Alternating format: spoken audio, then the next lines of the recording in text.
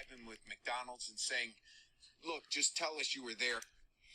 Charges are being dropped against a 15-year-old for a shooting in Waukegan. And now he and his family are filing suit saying he was coerced into a false confession. Tia Ewing is live with the story tonight. Tia.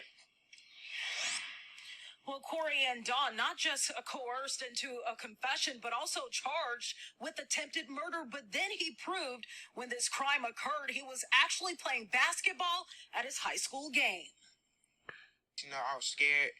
I just wanted to go home. This is where 15-year-old Martell Williams was Wednesday in class here at Waukegan High School Brookside campus when he was taken into police custody. The detective, he just kept asking me the same questions over and over. And it is true that he bribed me with McDonald's, and he kept trying to get a confession. Waukegan PD thought he was this person, a suspect that was inside the Dollar General earlier this month.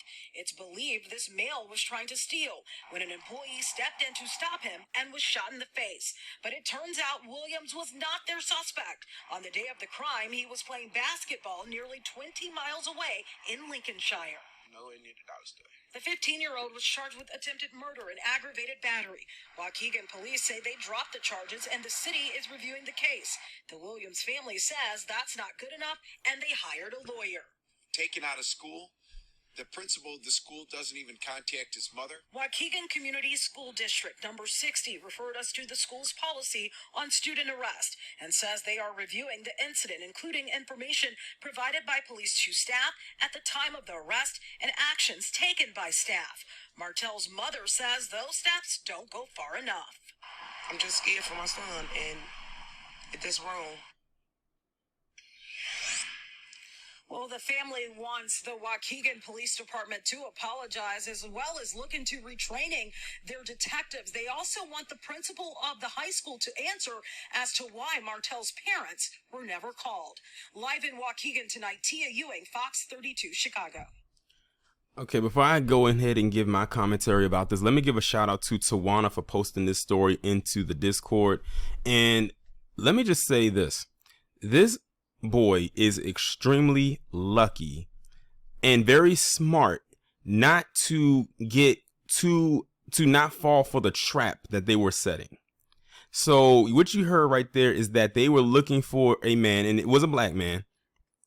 He was basically, from the picture that I saw, he was wearing a coat, had his hood on, he had his mask on. So the only thing you could really see was his eyes, but it was a very good picture of his eyes.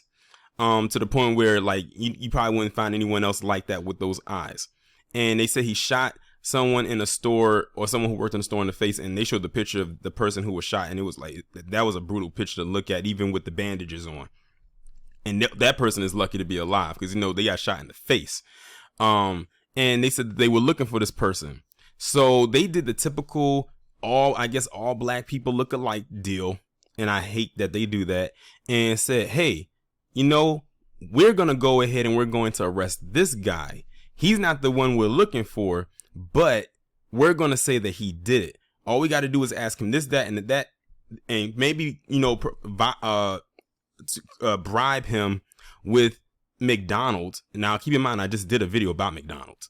And then if he, agrees and everything like that, we can just go ahead and say that he did it and whatnot.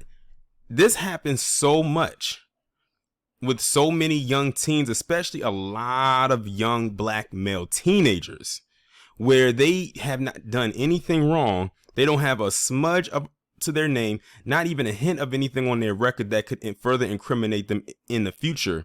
And then they try to do something like this, all because the police were so incompetent that they could not find the guy that they were looking for. So they said any black male or young that looks closely like the person we're looking for will do. It's because they really don't want to do this investigation. This is also the epitome of pure unadulterated laziness.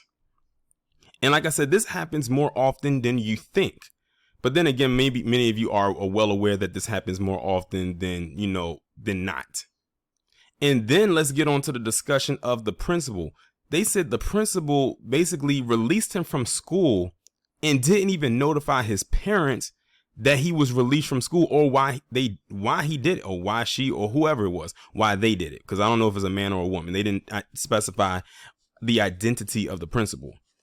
So you just let this kid, 15 years old, a minor, just wander around, and he goes home. And his parents probably wondering, like, why are you home from school? Oh, because the principal basically released me from school. Why? And for what reason?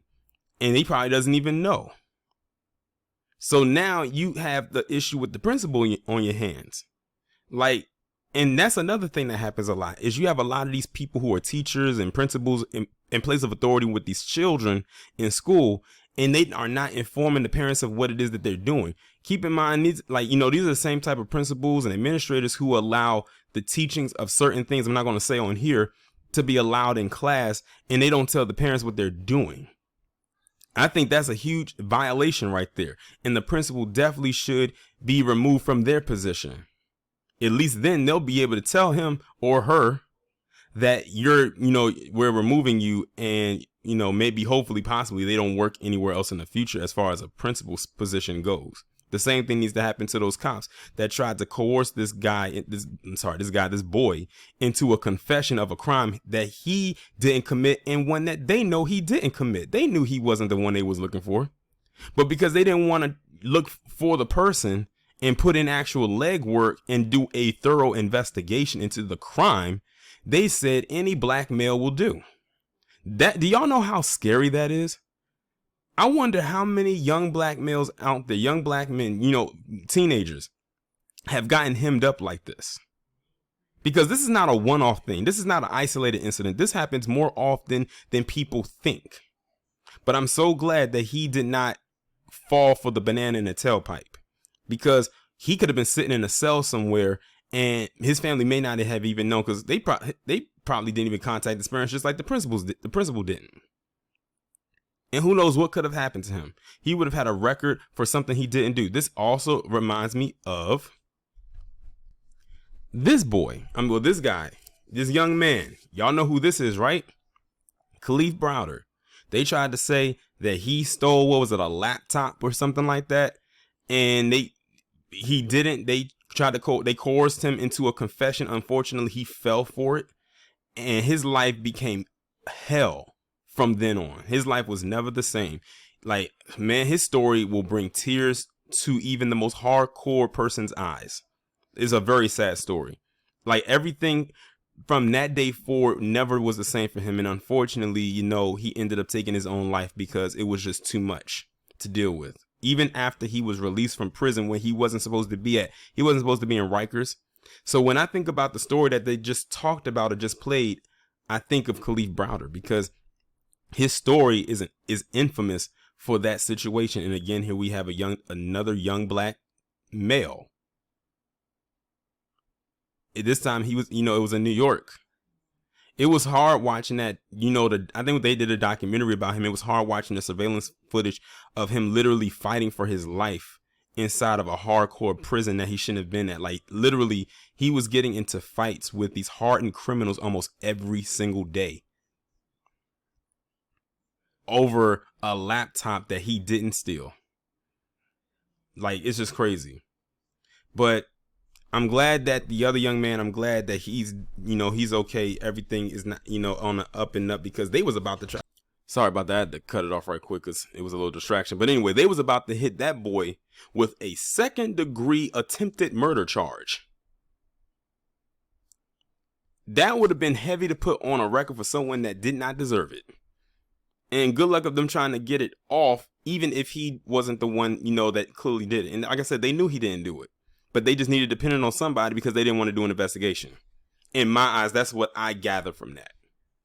But y'all let me know what y'all think about this down in the comments. Like, share, subscribe. If you are new, make sure you hit that bell to be notified every time I upload a new video or go live.